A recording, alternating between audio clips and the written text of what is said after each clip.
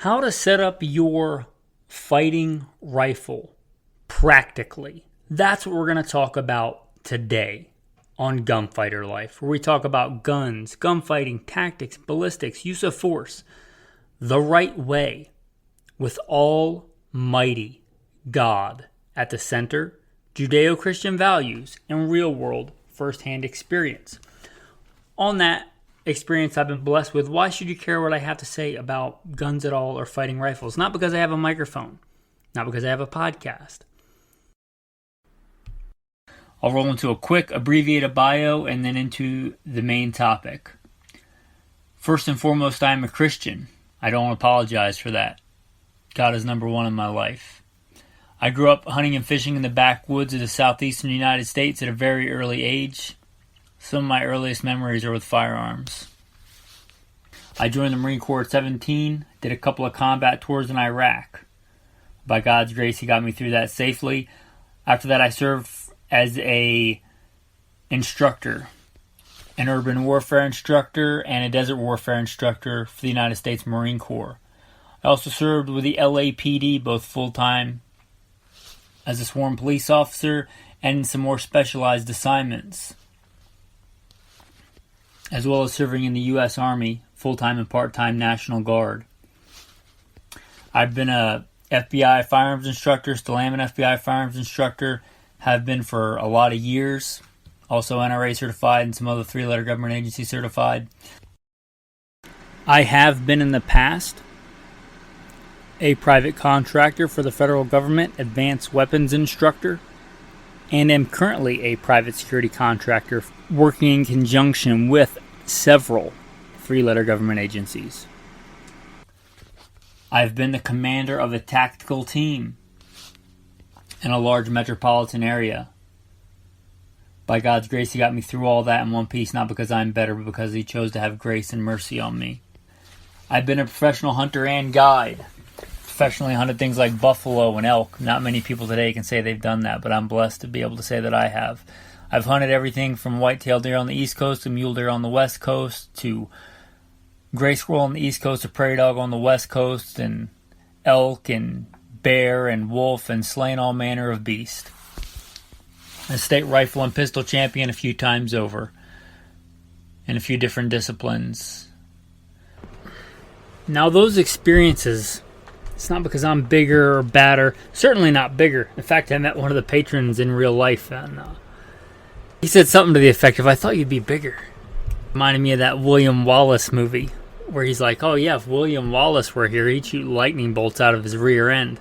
Well, I'm not William Wallace, but I am the person that did all those things in the bio. But not because I'm bigger or badder. I don't think that I survived when many other young good men did not. I give all the glory and all the credit to God, all the talents and experiences that He's given me and the things that He's let me live through. I hope to use them to glorify God and to help you today. So if I boast in anything, it's not in my strength, it's in that God had mercy on me and saved me because He had a purpose for me. And hopefully I can use those talent, skills, and abilities to serve you today. So you've got this new rifle, this new MSR, modern sporting rifle, assault rifle. Let's be real. Let's not fall into this Orwellian newspeak and let people redefine words. There's nothing wrong with assaulting something if it needs to be assaulted. Somebody's breaking into your house to kill your wife, you probably want to assault them. Or you can sit back, suck your thumb, and wait 15 to 45 minutes for the cops to show up. Assault is not a bad term.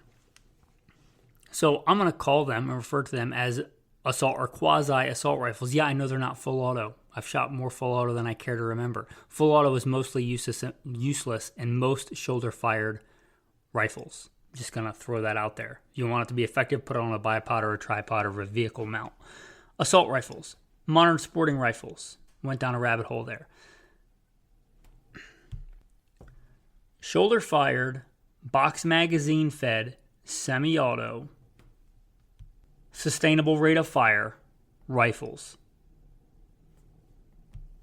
Once you have it, how do you set it up? Now, two things got me thinking about this. One, I'm going to be honest, was that I got a new rifle. Blessed with a new rifle, and I was setting it up, and things that I take for granted, things that I've learned over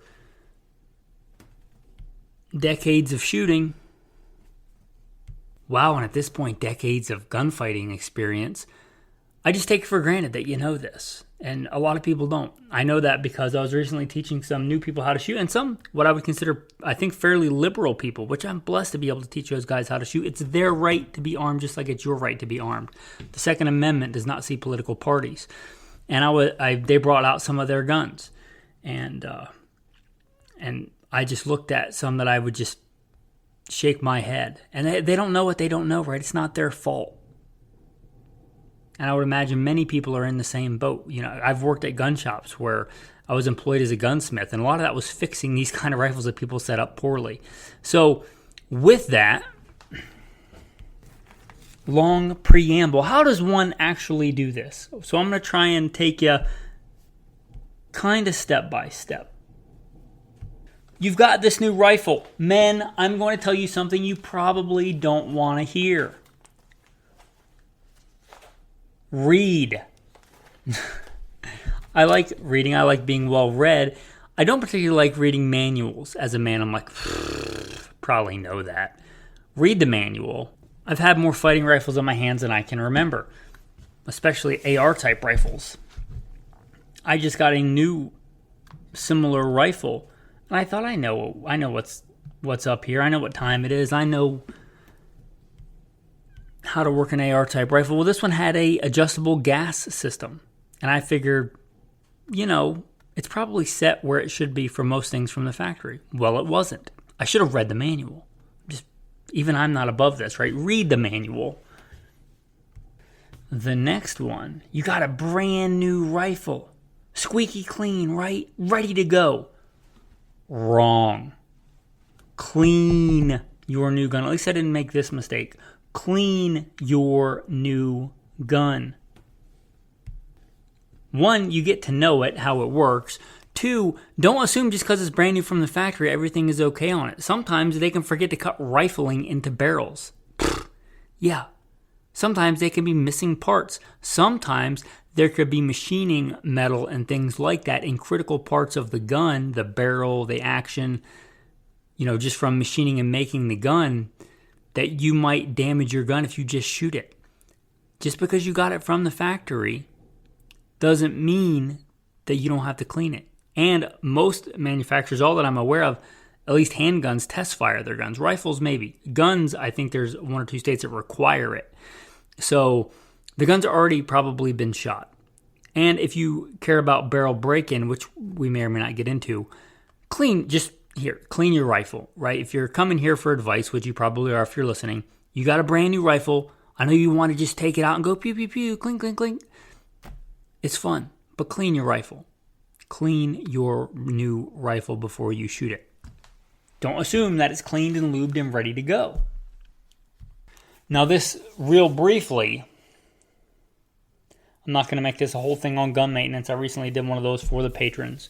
But on the fine moving parts, some kind of fine oil. And I'm not sponsored by anybody, right? Use Rem oil, use Lucas, whatever on, fine lubricant on the fine moving parts like trigger groups and things like that, on big moving parts like the giant massive bolt that is on a SCAR 17 or the bolt carrier group on an AR-15. Use thicker, more viscous lubricant like a grease or something like that if you plan on running it hard. If you plan on shooting it very little in a very austere environment, you might consider something like dry lube. But in general, light oil on the fine moving parts and thicker grease or thicker, more viscous oil on the bigger, heavier, slamming back and forth type parts. And let your gun talk to you after you shot it a little bit. Take it apart and look, and you'll see where the metal is getting worn. That is probably where you want more lubricant. And again, if you are going to shoot it a lot, run it like that. If you're going to shoot it a little bit and store it in an austere environment with dust and dirt and blood and stuff like that, you may want to run less lube on it. But when it goes to shooting and training, which you should be doing to set up your rifle, run it wet is my advice. Obviously test it later to make sure it runs dry, but clean it and lube it before you shoot it. The next one. Do I get an LPVO? Do I get a red dot? Do I get a prism sight? Do I get a magnifier? What about a holographic? Is that too retro for me in my life? Iron sights first. Iron sights. This is a fighting rifle. This is not a hashtag me too, look at me, I have an AR. If this is a fighting rifle, put iron sights on it. End of sentence. Iron sights. You can do straight flip-up iron sights if this is not your primary. If your primary sighting system is going to be iron sights, I suggest you get a well-proven, like A2 through A4 fixed and pinned front sight post if you want the most rugged, best go-to iron sight. If that's going to be your primary, go with that. And you might even want to consider an old school A1 or A2 type, but at least a good flat top with a good bolt-on adjustable carry handle type sight. If irons are not going to be your primary, they're going to be a secondary or a backup, buoys, backup iron sights, BUIS, then flip-ups. Magpoles are your standard, and again, I'm not sponsored. Magpoles are good, Troy's are good, Yankee Hill machines are good, but flip-up iron sights. You want to put those on. You want to use blue Loctite.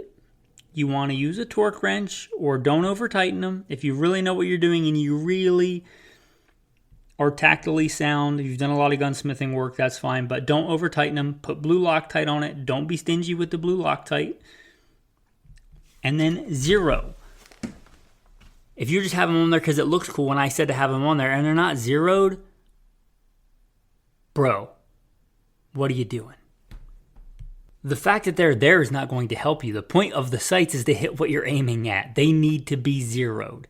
Pick a zero for your iron sights. I don't care.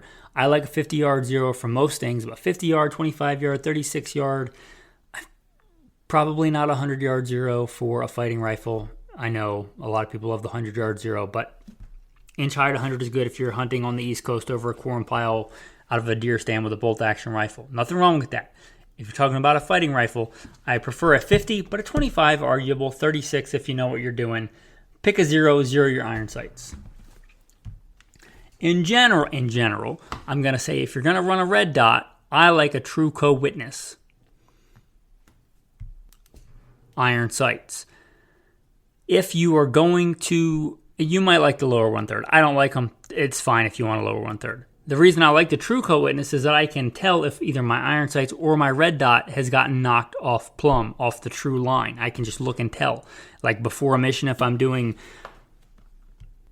a pre-mission inspection, PMIs, then I can look and tell, oh, hey, my red dot's off. I need to zero that thing or just take it off and use the iron sights. Or my red dot looks good. My iron sights are askew, right? I like the true co-witness for that. That's important to me. If you want 1/3, that's fine. With that, if you're going to run an LPVO, you can't do that because no matter how much the LPVO says it's 1X, it's probably not a true 1X. I'm just letting you know, you generally can't. I don't know of any LPVO where you can co-witness with your iron sights. So for that, since you can't do that anyway, you either run a QD setting or a quasi-QD setting on your LPVO with your straight regular flip-up iron sights, or you run a 45-degree offset. I like a 45-degree offset if I'm going to run an LPVO on a go-to general-purpose fighting rifle because I can use either or. I can run the gun. If something happens with my optic, I can flip it over real quick and still keep engaging the target without breaking contact at my 45 degrees. So I like 45-degree irons if I'm running an LPVO like that. In general, there are some exceptions. Like a Scar 17 comes with its own backup iron sights, and they're really good. I'm just talking about irons. I'm not even talking about what kind of optics you should run. That's later. Next, load development. And looking down, we're already at 14 minutes and some change. Probably going to break this up into different episodes. Load development. You know what? I am going to mention load development, and then I'm going to do it in a different episode. So make sure you're subscribed to the podcast. Or if you want it all at once, become a patron. Patrons are going to get this all in one early and ad free.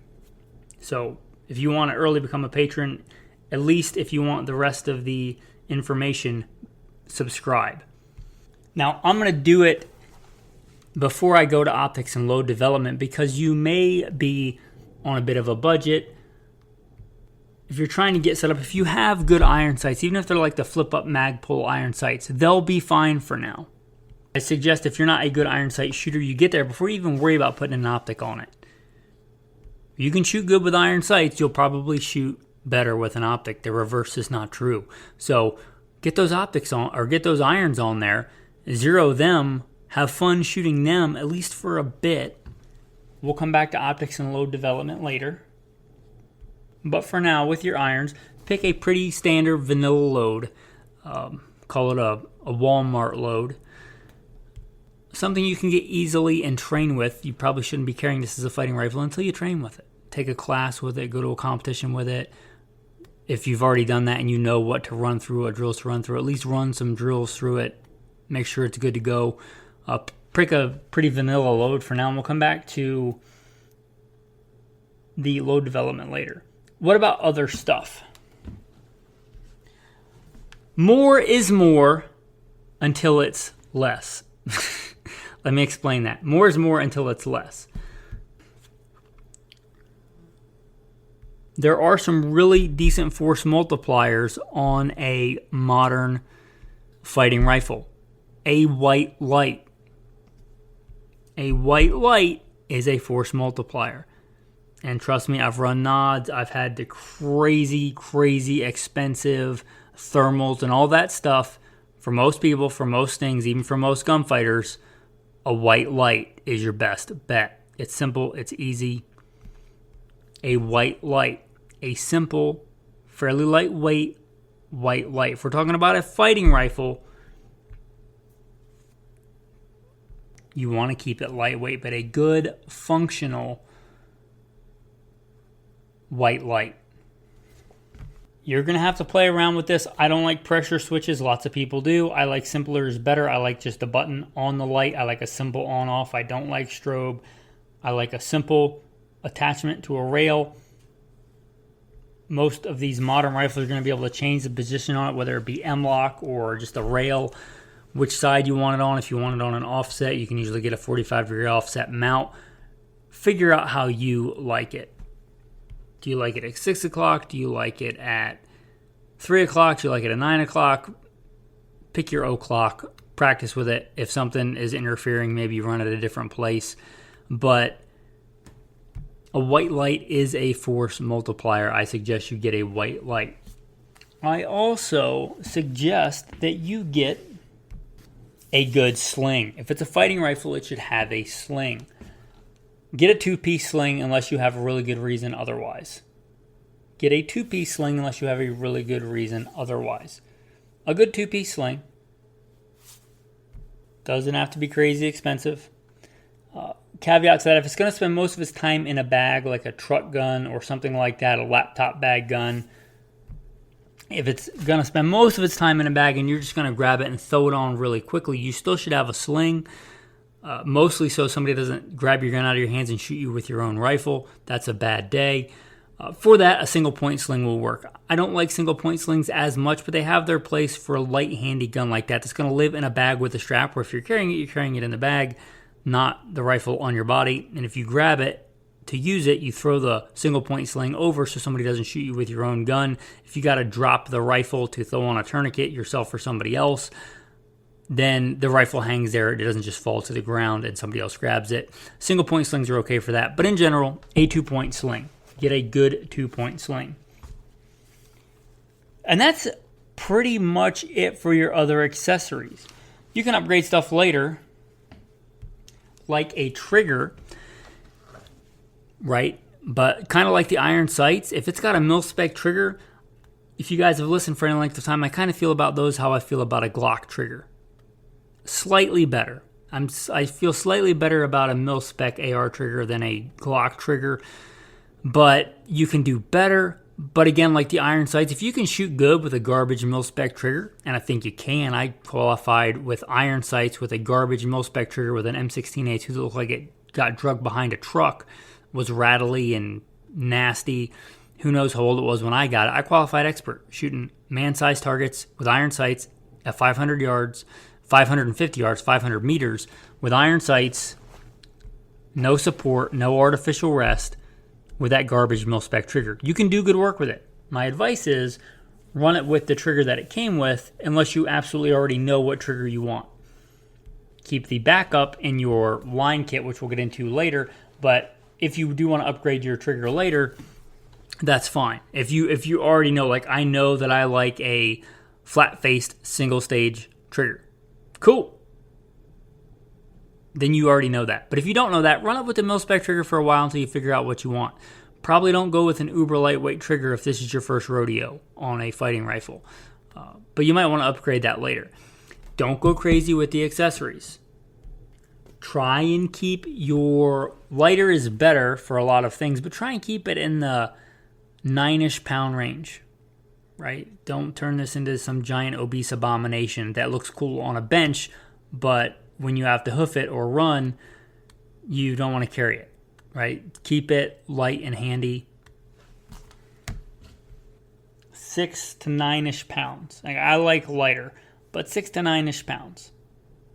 I'm talking about with the accessories, with all the stuff we talked about, and the optic, which will come later.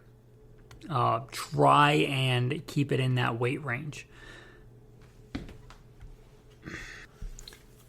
With that, guys, if you liked this episode, again, make sure you subscribe. The next episode, I'm going to get into optics and load development and line gear, meaning like go-to support gear you might want to consider for your rifle to keep it running. With that, your tactical tip of the day, one of the things I don't like about the AR pattern direct impingement rifles is they are nasty. They run nasty. They run dirty. They're a pain in the butt to clean. They got all these little teeny nooks and crannies that are a pain in the butt to clean. Hot, soapy water is one of the things recommended for military guns. It works. As long as you don't live in some crazy, salty, humid environment, hot, soapy water, make sure the gun stays disassembled and you let it dry before you reassemble it.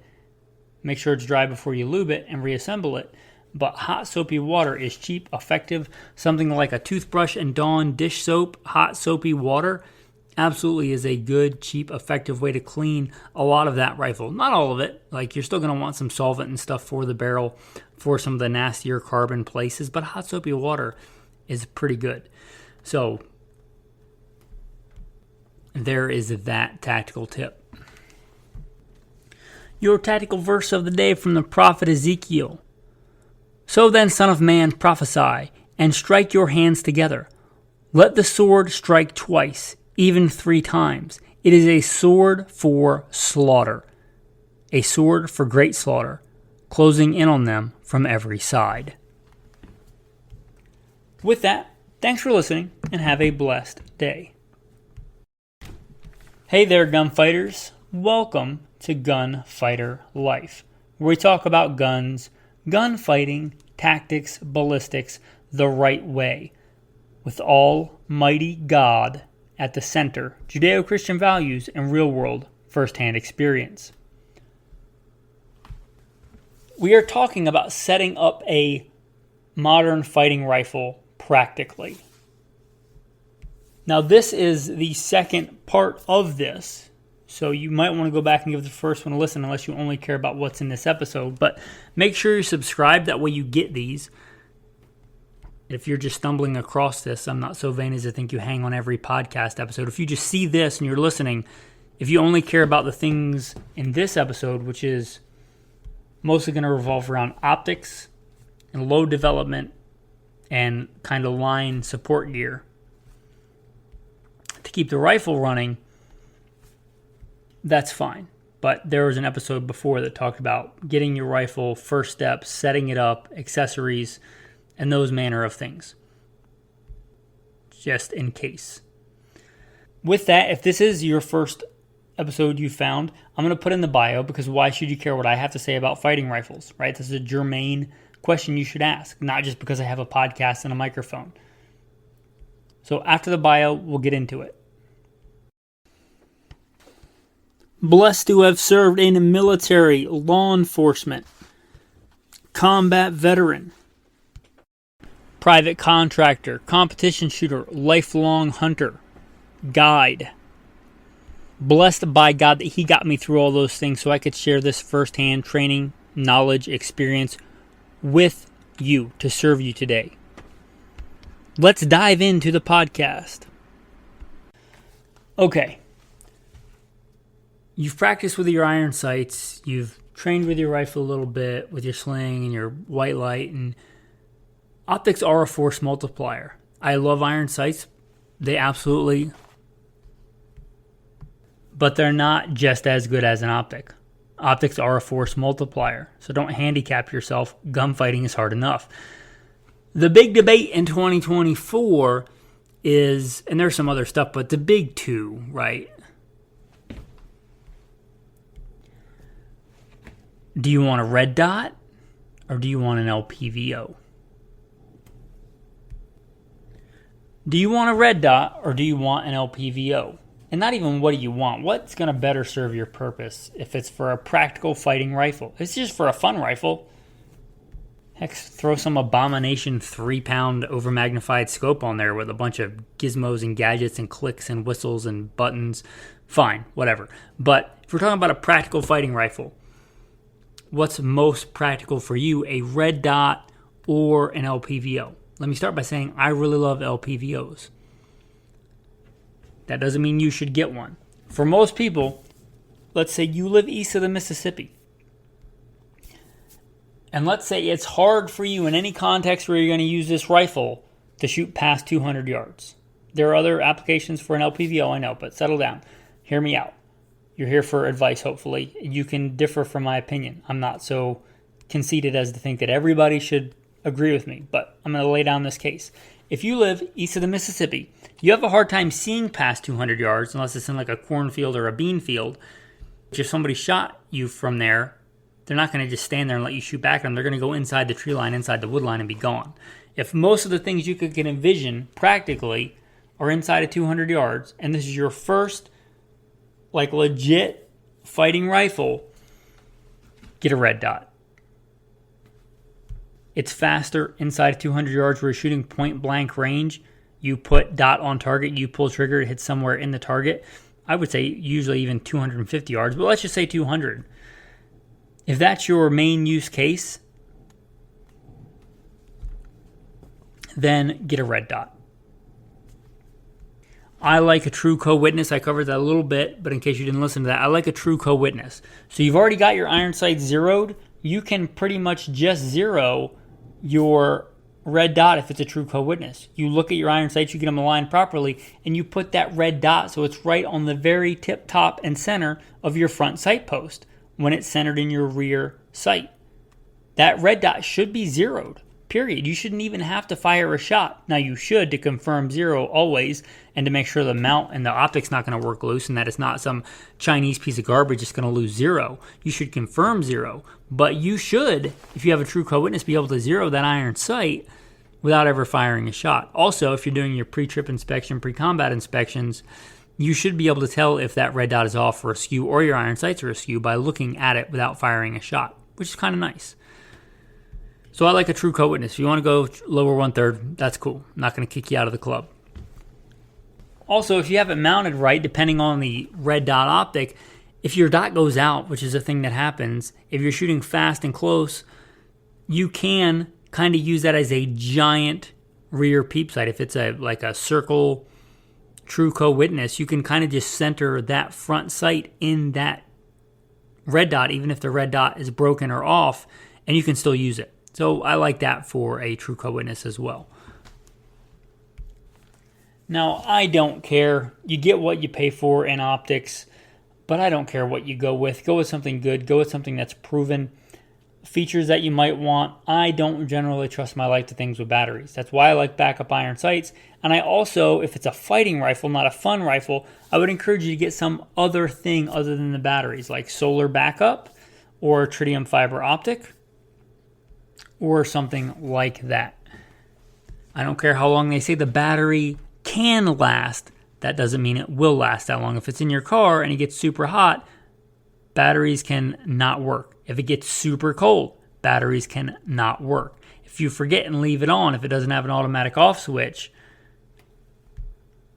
right, that could be a problem. If it's got the shake awake, that could be a good feature if it's a home defense gun and it sits in a closet or, next to your bed. But if it's riding around in a car, that shake awake doesn't do you a lot of good for preserving the battery life when you're riding down the road.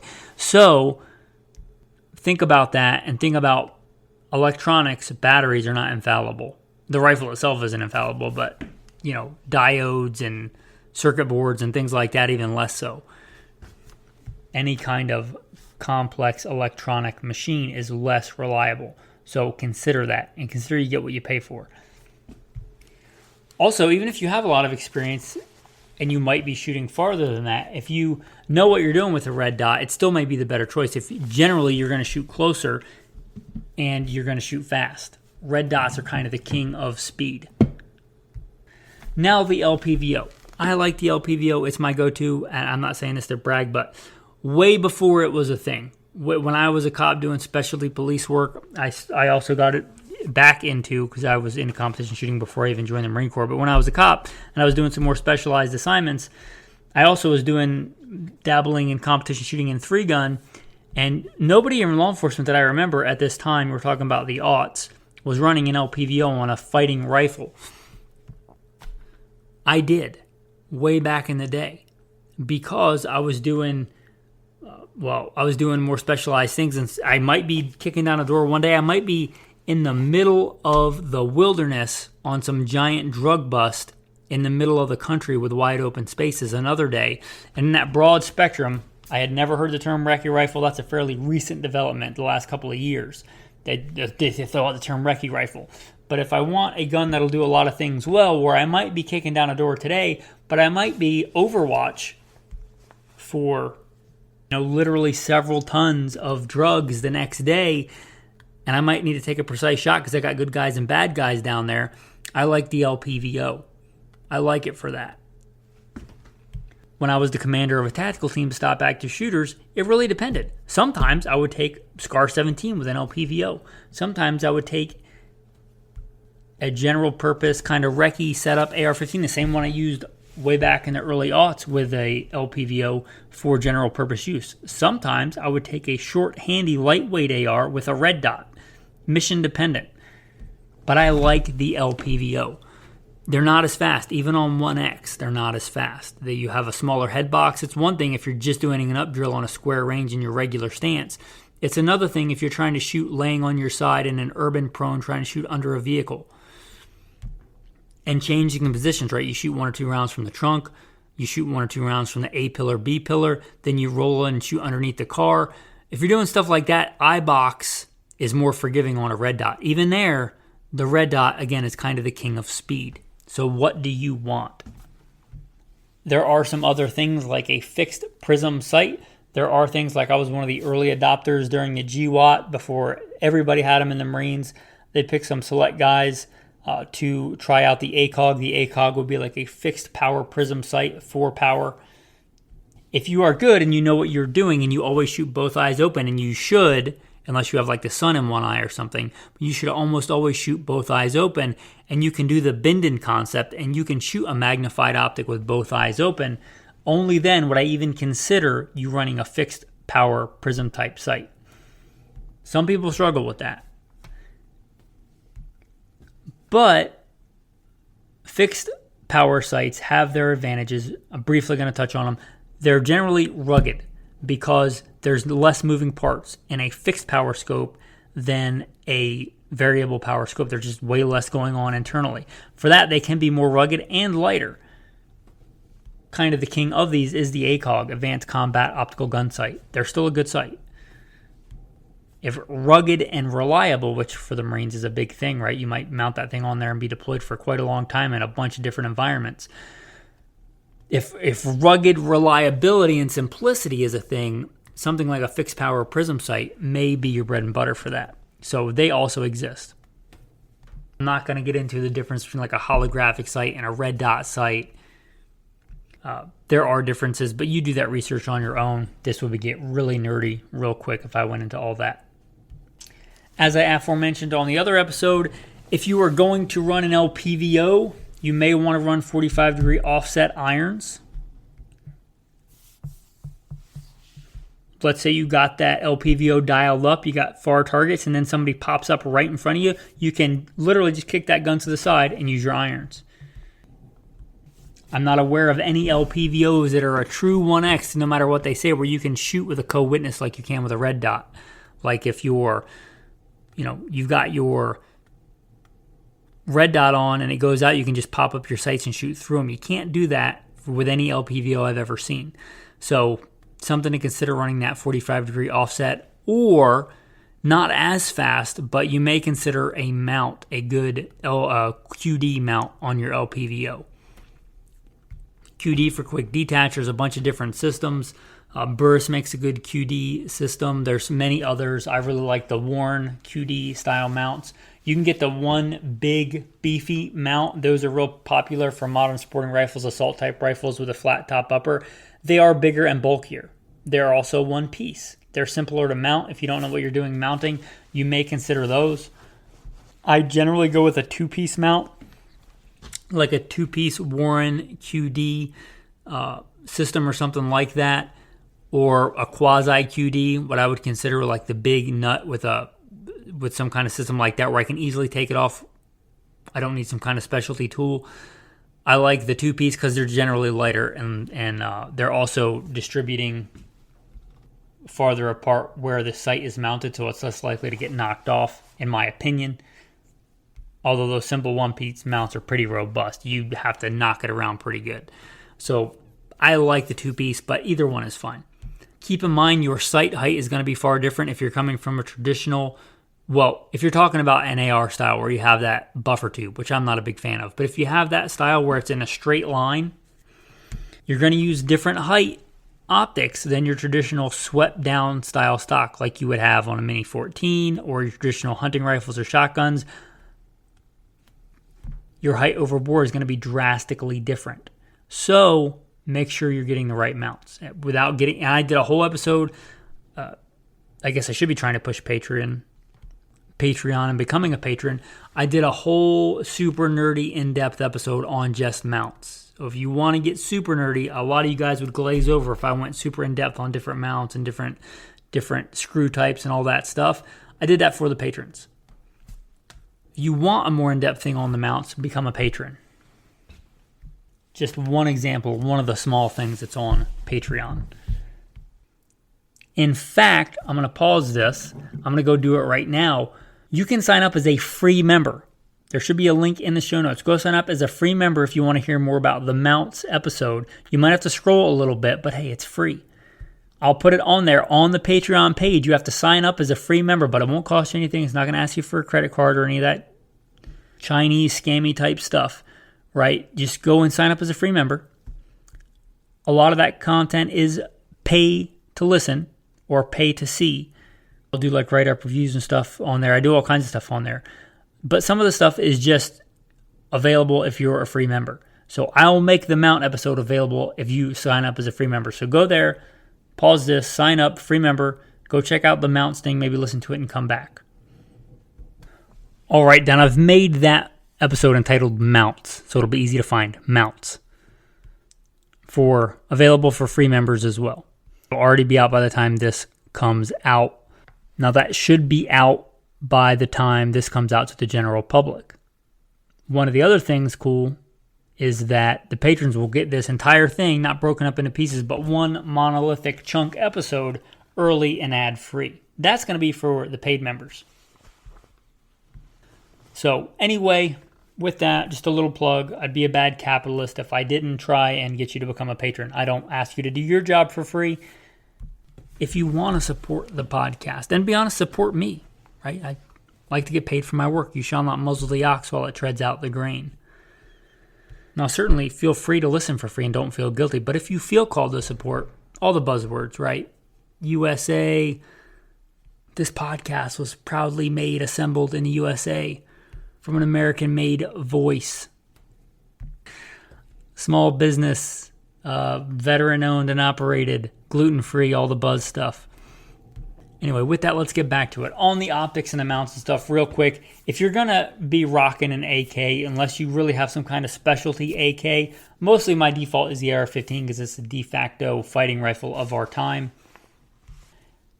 If you're going to be rocking an AK, one of the big handicaps to most AKs, unless you're talking about like one of like the old school SIG AK variants, there's not a lot of great optics mounting. It's not as true and return to zero. For that, I'd really probably lean towards a red dot if I was running it on an AK variant in all but the most strange of circumstances. Also, if you're going to run one of the light handy that I really like for CQB type stuff, AR pistols, wink, wink to the ATF, the AR pistols with the pistol brace. Put a red dot on it. It's light and handy. You want to keep it that way. Unless it's for some kind of crazy specialty use, just put a red dot on it, a good one with the co-witness irons. That's my advice. If you're going to be running a bigger platform, an AR-10 type or a SCAR 17, a SCAR Heavy type or something else with a bigger caliber, and you want to take advantage of that power and range, range can equal time, which can equal opportunity, you may want to consider the LPVO for that. Just something to consider. Again, you make up your own mind on that. There's a reason there's the big two and there's the debate, right? Both are good. You can run a red dot with a magnifier. That's a thing. I generally think less is more. I've already got iron sights and a red dot. Now I got to mount another thing. So I've got 4 different pieces of glass I got to keep clean and maintain. I got the front and back of the magnifier, the front and back of the optic. I got 2 different mounting systems now, plus my iron sights. I generally don't do that, but if they're a thing, right? And they're not bad. If you're most of the time gonna run, let's say your EOTech, the vast majority of the time, but every once in a while you want a little bit more magnification. Every once in a while, okay, that's a decent case for that. So the red dot in that case would be a holographic with a magnifier. Is absolutely a thing. And it's generally not my thing, but it's not a bad thing. Now let's talk about a very crucial part that I think is underrepresented. I think people talk to the minutia about, oh, but is it QD? Bro, how many lumens is your light? Do you even have a pressure switch? All right. All the stuff, all the Gucci gear, all the best fighting rifle in the world that shoots .0001 MOA at 1,000 meters. All that. The thing that does the damage, again, this is fighting rifles. This is not Plink on Steel podcast. There's plenty of those. Have fun shooting at steel at long range. This is Gunfighter Life podcast. If you're talking about fighting, doing damage to an adversary, one thing does that, and that is the bullet. Well, let that marinate for a second.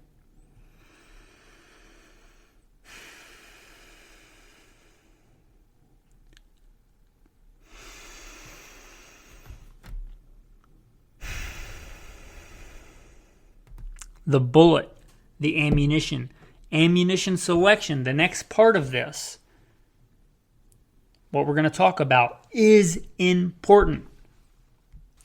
Will your Winchester, white box, or one of the worst picks for most people for most things, the M855 green tip, will it kill somebody? Yeah, it will. That doesn't mean it's just as good as. I can kill somebody with a box cutter. It's not just as good as a K-bar fighting knife. I can kill somebody with a Bic pen. It's not just as good as a push dagger. It's just not. Don't hamstring yourself. Don't handicap yourself. Gunfighting is hard enough. Military uses certain kinds of ammunition for certain kinds of things that may or may not apply to you. Now, if barrier penetration, punching through barriers most of the time is what you care about, then yeah, go with M855A1 and know that you're severely handicapping yourself with, on a good day, maybe 3 MOA. All right, it's not a very accurate load. You're running a red dot and you're mostly going to be punching through barriers, and that's what you want it for, which, if you care about penetration above all else, including good terminal performance and accuracy, then yeah, run the green tip. Rock on. You know what you're doing. Load development is important. I would say start with this philosophy. What do you want this rifle to do? What is its purpose? Ask why this rifle exists. What is its likely purpose? Is it for barrier penetration most of the time? Is it for terminal performance on soft targets? And by soft, I mean like living things. What range are you going to be shooting it at? How much are you going to shoot it? How much ammo are you going to put through it? How available is the ammo? Think about all these things. Then pick out a few loads that are in this kind of parameter. Unless you are doing this for duty use, which I'm blessed that some people listen to this for like their duty guns, you may have a specific load you use for duty, right? Your department may use 55 grain spear gold dots. Okay, then your load is picked for you. Then maybe do some research on the barrel that you should have got. But this is not that episode. This is you already have the rifle. For if you have the liberty to pick your load, then look at what you want the load to do. Pick out a couple of loads that meet those parameters, and then let your rifle talk to you. Shoot those through your rifle. Make sure they function right, because I don't care how accurate it is. I don't care if it shoots 0.1 MOA. If it malfunctions every 10th round, probably not what you want for a fighting rifle. If you're shooting prairie dogs in the face, cool, I can deal with a 1 in 10 malfunction. If it's a gunfighting gun, I don't want to deal with that. So make sure it functions. This might cost you a little bit of money, but make sure your go-to fighting load functions in your gun. Go with something proven, not the next Me Too. This is the next, tactical meat grinding blender of a round that's going to be a game changer. If it says game changer, probably stay away from it, right? Red flag for ammo. Get a proven load. Spear gold dot. Winchester Ranger. Federal True. Tactical Rifle Urban. Heck, it could even be proven in another arena. Something like a Remington Corelock. But something proven, and let your gun talk to you. Is it reliable in your gun? Does it have good terminal performance? Maybe pick out a couple of different loads and let your gun talk to you. If you've got one that's not reliable, then throw that one out. If you're trying to gauge between two others and one is consistently more accurate and they're about equal as far as terminal performance go, then that kind of lets your rifle talk to you. Let your rifle talk to you and tell you what its diet should be. All the talk about the Mark 262, that's a good load. Are you going to be shooting long range? If you're going to be shooting long range, and I mean out past 500 yards, consistently out past 500 yards, then yeah, maybe you want to look at the Mark 262. If you want to run that load as far as close-in stuff and you're willing to spend the extra money, because that stuff's not cheap and it's not super available. It's more available than it used to be, but 77 grain, one of the very few things I think advantages that the 5.56 has, I'm not the biggest fan of it, is that it's affordable to practice with. Mark 262 is not crazy affordable to practice with. If I'm paying for the ammo, if Uncle Sam's not buying my ammo, if I'm paying that much per round, my thought is I'd step up to the 308 for a lot of things. Because I don't care how good the Mark 262 is, it's not a 308. Just my thoughts. So 262 is a good round. Mark 262, the 77 grain open tip match, it's a good round. But think about that. Affordability and availability. Can you even find it? Are you going to be able to stockpile enough of it? This is called survival guns. Fighting is part of survival, but if you can't feed your rifle that round, you may want to consider something else. And again, it's a very good round. It's kind of a gold standard for one of the best AR 5.56 type rounds. But that doesn't mean it's the best for you. It's a really good round. That's kind of why I'm picking on it. It can stick up for itself. You might consider the 55 grain. 55 grain. Yeah, see, it's the original grain weight I think the military adopted before NATO wanted a 62 grain. But it's also one of the cheaper, more affordable ones. And you can get some pretty affordable, decent ammo in it. There's nothing wrong with going with the middle of the road, 62 grain, 64 grain. There's a lot of those good type loads out there. But get if it's for your fighting ammo, pick a proven load. I would say that's your primary. Pick a proven load. And then here's what you may want to do for training and practice. Because you probably don't want to be switching your 0 every time you go to use your gun. That's a pain in the butt. What you might do that for like a training class to run some dirt cheap ammo if you're going to shoot 2,000 rounds of it and then come back home and then re-zero your gun. But if you're generally going to practice once or twice a week or even several times a year, you probably don't want to be changing your 0 all the time. So get your good proven duty load that works well out of your gun, and then try and find a cheaper practice load. And again, this may cost you some money up front, but it may pay for itself in the long run. Right? You may find, and I'm not saying your rifle's going to do this, right? I'm not. But you may find out that, let's say that Spear Gold Dot 55 grain is a really good load. It's got good terminal performance. It's got good street cred. And that shoots the same place as your 55 grain, Federal American Eagle range fodder. And it shoots the same point of aim, point of impact out of your gun. Out to, 300-400 yards, which is good for you. And you can do most of your training with the 55 grain full metal jacket. And then when you're done with your training, you load back up your mags with your 55 grain Spear Gold Dots. And it doesn't have to be that. I don't even know if that pairing is going to work out of your gun. I'm saying find a good fighting load first, and then find a practice load that's cheap and readily available that you can get your hands on, that you can afford to practice with, that shoots the same point of aim, point of impact. Don't find some cheap load that you get and shoot all the time, like, Winchester White Box 55 grain. There's nothing wrong with that ammo, that XM193.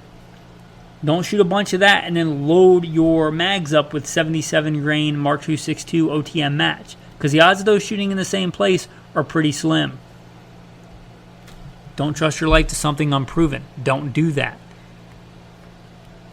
The bullet, no matter how good it is, has to actually hit the target to do the damage. So make sure that your fighting load hits point of aim, point of impact. And I shouldn't have to say that, but I think that I actually do. So make sure that your fighting load loaded up in your fighting magazines shoots point of aim, point of impact. I don't care how good it did on some YouTube video in gel. If it doesn't shoot where you're aiming, that load should not be in your gun for fighting. In all but the most extreme circumstances, like your buddy handed you a mag and you're about to die and that's all you have. And there's no friendlies downrange you have to worry about making contact with. So some other points to touch on for this. What do you want the projectile to do? It's a question you should answer for yourself. Think about the match pair concept. A duty load, a fighting load, and a practice load. Is it affordable? Is it reliable? Is it available? Is it common? The same things with your magazine. Now, if you're running like a SCAR 17, your mags are pretty much set. And they're good mags. They're expensive, but they're good mags. They're a standard. But if you're talking about like an AR-15 or something, or an AK-47, the same kind of things apply. Are they reliable? Are they available? Are they affordable? Are they common? For the AR-15, I'm not sponsored, but PMag, Lancer mags, Amen 2, they're, in my experience, all very good mags. Pick one. I'd stay away from the old GI metal mags unless you just want to use them for training. Do they work? Yeah, they work. I went to war with them. It's one of the reasons I'm telling you to stay away from them. Again, use them for practice. Even the Marine Corps went to PMags. Now let's talk about line gear. Most modern rifles are going to have a hollow pistol grip. if we're talking about this kind of fighting rifle. I would advise you to use that extra storage space to make little caps that go on like the GI style, which I can't stand the GI style like AR-15 grip. I can't stand finger grooves on most things, but as far as rifles and pistols go. But if you have one, they make little caps for that, or a lot of the more modern like Magpul ones or other ones, they have a storage compartment in the grip. Make use of that. Common things that break, let's say an AR, extractors break, firing pins, that little teeny ridiculous pin that they should have gotten rid of somehow years ago that you need, that's a crucial part that looks like a bent paper clip that goes into your bolt. The firing pin retaining pin, you need a pin to hold in your pin. I'm not the biggest fan of the AR-15. I know it's the default, and I use them and I run them, and they're not a bad rifle, but that's kind of a weak point in my opinion. If you ever lost or damaged one of those and you had to make one out of a paper clip, right? The easier thing to do is just store one or two extra in that pistol grip. You lose it, you drop it in the grass, you drop it in the sand, you've got another one in your pistol grip. The extractor, again, those break, have a spare one of those. You may also consider, if your optics mounts do use some kind of specialty tool like a hex bit or a Torx bit, having one of those in the pistol grip. Right, and you don't have to put those in the pistol grip. Some stocks hold stuff as well. You may also consider a light, handy cleaning kit. Maybe that's just a bore snake and one of those little tiny single-serving packets of CLP. But some kind of maintenance. Yes, even AK-47s should get maintenance. Some kind of maintenance gear on your rifle. And talking about line gear, you probably should have some kind of case. I generally prefer a soft case for these kind of rifles, but if you want a hard case, that's fine. But somewhere in or on that case, consider the stuff in the pistol grip like your line 1 gear, and then your line 2 gear, you may want to consider in that case, again, a simple cleaning kit. Your dope card, because you should have a dope card, meaning your data for your rifle, where it shoots, what's your point of aim, point of impact at this yard line, this yard line, this yard line, with what ammo. You may think you'll remember that stuff, but if something happens, you go on vacation, you come back, or whatever, you might forget. So your dope card should be in there. If it's a fighting rifle and you're going to do stuff outside, you may consider some of that athletic camo type wrap.